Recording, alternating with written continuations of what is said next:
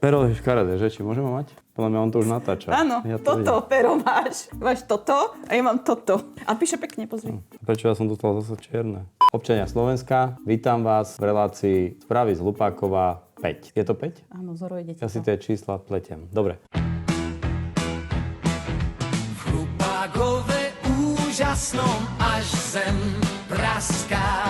Kradne sa tu vodpálkom, rastem, raská. Opýtaj sa, prečo sú čerešne, urob mi radosť. My sme sa včera vlastne dohadovali, že sa stretneme o koľkej a píšem Zorovi, dones čerešne, viete, máme takú fantastickú skupinu v strane Právo na pravdu a Zoro sa tam vždy chváli nejakými šmakocinkami rodinnými, takže bol zbierať čerešne. Tak mu píšem, dones čerešne, prosím ťa. On mi napísal, že to už nestíham. Ale viete, keď chlapa chcete prinútiť k tomu, aby niečo doniesol a urobil, tak som mu napísala, že už si asi moc starý. Tak čerešne sú tu, nie si starý.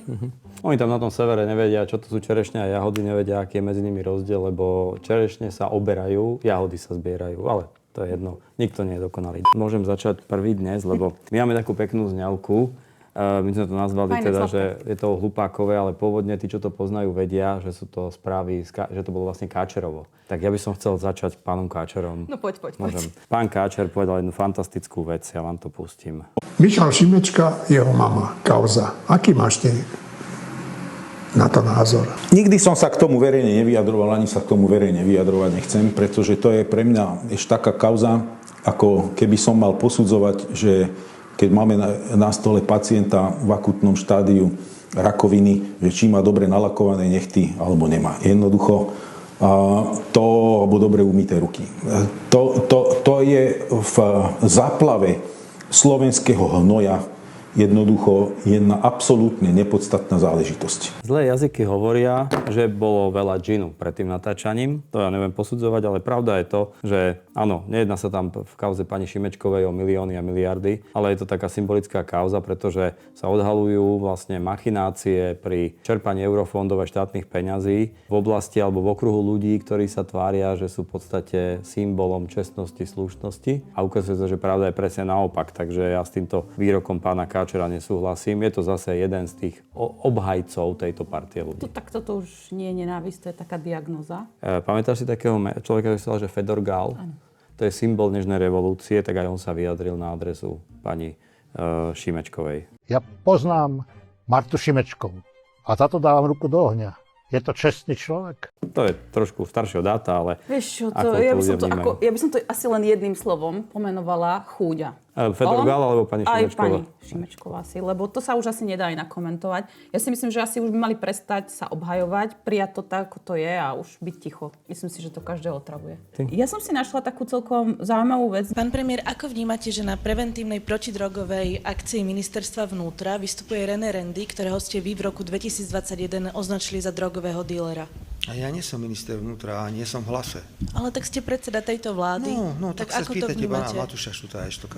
Každá jedna politická diskusia, ktorá teraz vlastne prebieha, je o influenceroch. Tebe sa to zdá akože normálne rozprávať sa o vedení štátu, o tom, čo niekde robia influenceri. Mne sa vlastne zdá, že tento štát a to dianie závisí od toho, čo robia influenceri. Influenceri a novinári.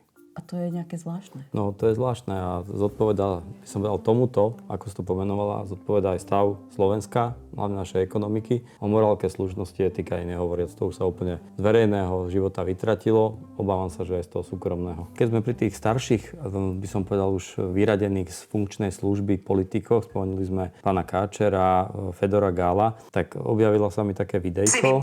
Si vyprosím, aby premiér Slovenskej republiky klamal v priamom prenose a rozprával o akejsi historickej pravde, že z východu prichádza sloboda.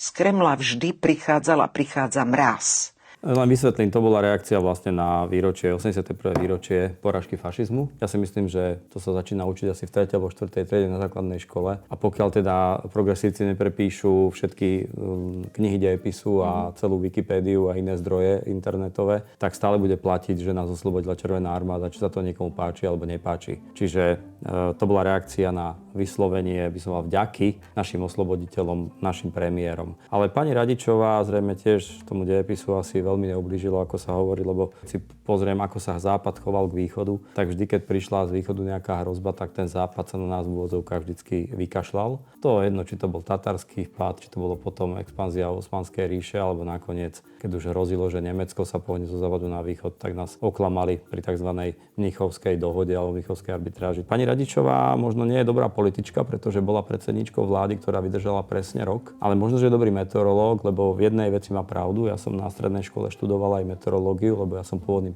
povolaním poľnohospodár, preto tie čerešne. My sa učili aj o meteorológii a tam sme sa učili, že vždy v zime, keď sa vytvorí taká špeciálna situácia na tých ruských rovinách a vznikne tam taká veľká tlaková výš, tak naozaj odtiaľ prichádza studený vzduch pravidelne vždy v januári a februári aj do strednej Európy. Čiže možno nie je taký dobrý politik alebo politička, ale možno, že je dobrý meteorológ a odhadla ten mraz správne, ale tej takej rovine odbornej, nie politickej. Čo máš ty ešte? Ja mám takú zaujímavú debatu, aj neviem, či bola zaujímavá. Vy ste ako taký, prepáčte, skunk, vy prídete, nasmradíte, obviníte tuto, že financovanie kampane, samozrejme dôkazy žiadne ako nič a tak vyzeral aj ten váš boj proti korupcii, bohužiaľ. Jasné. Viete, ako to dopadlo? Pán Matovič, viete, ako dopadla vaša vláda? Ľudia vás poslali preč, úplne fiasko. 42 vy ste padli z vyše 20% na koľko? Na 8 alebo koľko? Najlepšie hospodárenie. Pán Matovič, môžem hovoriť. No. Najlepšie hospodárenie.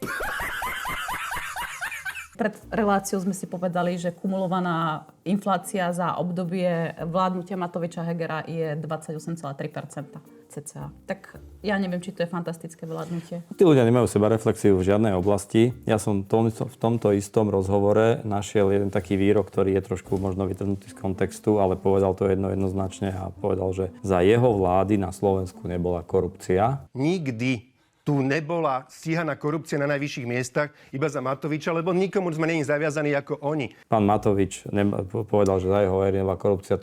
Ja tvrdím, že korupcia vždy bola, je a bude. Nedá sa úplne vykoreniť, dá sa len trošku eliminovať a keď niekto povie, to sú tie jeho vyhlásenia. On vždycky bol v podstate veci hyperbolizoval a vždycky prechádzal do nejakého extrému. Tak ako všetci boli pred vládou Igora Matoviča zlodeji, za jeho vlády boli všetci anjeli, tak ako predtým boli všetci ekonomickí analfabeti, za jeho vlády to boli ekonomickí experti. Takže vôbec ma neprekvapuje tá primitívnosť tej diskusie, teda zo strany pána Matoviča najmä, by som povedal, jemu vlastná. Igor Matovič by sa mal trošku ukludniť, zísť na planetu Zem, niekde z toho mráčiku a začať by len proste normálne prestať klamať. Ale hlavne sám seba. Možno by stačilo navštíviť lekára a zmeniť liečbu. Teraz si dám jednu otázku. Hádaj, kto riadi našu vládu? Hádaj.